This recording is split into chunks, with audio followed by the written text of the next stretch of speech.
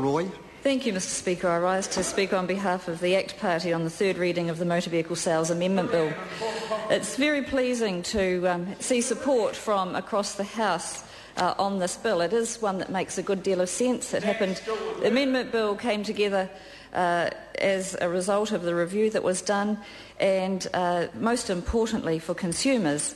A car is a large purchase for most people, but most importantly for consumers, it's important that those protections exist. Also very important, and we shouldn't forget this, that there is a fair environment that exists also for sellers. And I'd like to say that the consultation process from within the motor industry itself was conducted very well, and I think that there have been very fair and reasonable conclusions that have come to as a result of that consultation process.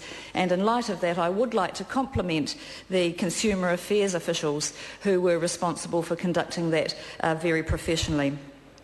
I'd also like to mention the Commerce Committee. We've heard about the process, submission process through the Commerce Committee and the amendments that came forward as a result of that work. That also was done very well, and having been involved in the introduction of this bill in my former capacity, I'm pleased to see that we've reached this conclusion. I'd have to say that it's a little mischievous of the Labour Party to talk about this bill being heard under urgency. Labour, of course, originated this process. The review happened pretty slowly in some respects, and had they been really committed to pushing this through much faster, they could have done so when they were government. But it's very pleasing, I have to say, as the member who introduced, or the minister who introduced this bill to the House, I'm very pleased to be able to speak on the third reading and see that it's about to reach its conclusion today. Section 163 of the Act required a review within 2 years of the bill's commencement in 2003, so we are going back quite some way. This review was undertaken by the Ministry of Consumer Affairs, as I've already mentioned, and it identified areas where the Act's operation would benefit from amendments. There were some gaps that became apparent over time, and those have been dealt with in a rigorous and thorough way as part of the review process. The review report, which was tabled in the House in March 2006, was followed by further consultation on the review's recommendations. That process has led to the amendments that we see before us in this bill today.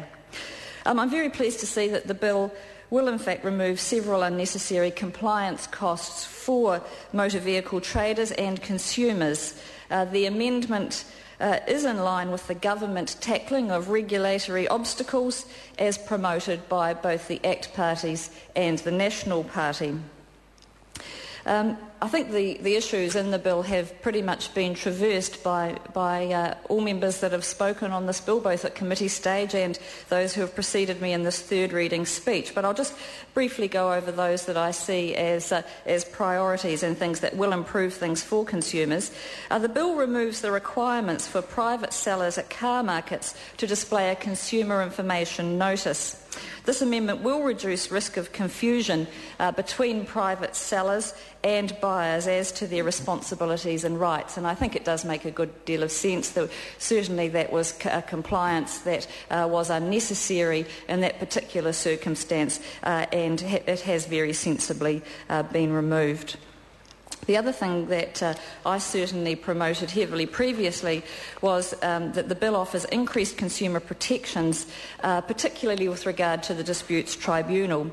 The protections that are offered to consumers here include increasing the financial limit at which consumer claims may be heard by the Motor Vehicle Disputes Tribunal. That's increased from $50,000 up to $100,000, and a very sensible move. This increase means that the majority of consumers can now have their issues heard in the expert forum that the Disputes Tribunal offers.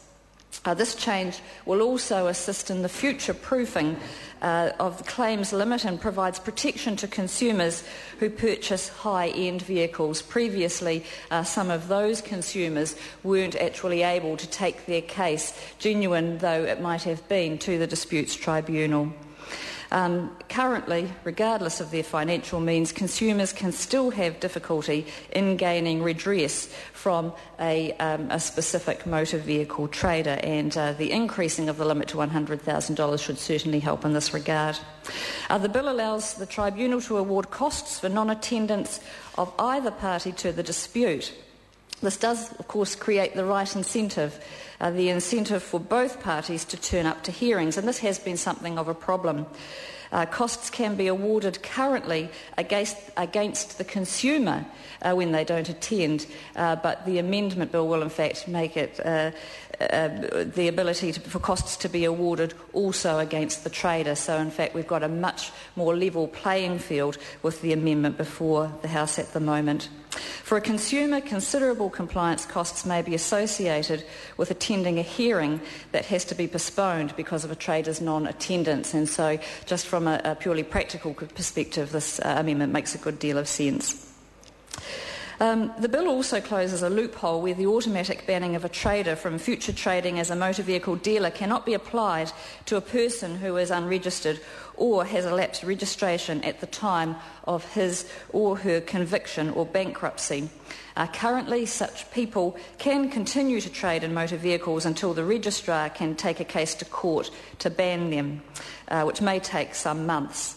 The Motor Vehicle Sales Act is predicated on a fairly light-handed registration regime, and that's as it should be in my view, supported by enforcement. Effective banning provisions are an important element of this enforcement. So, Mr Speaker, it gives me a great deal of delight to see the completion of this bill today, and I'm very pleased to see that it does have cross-party support.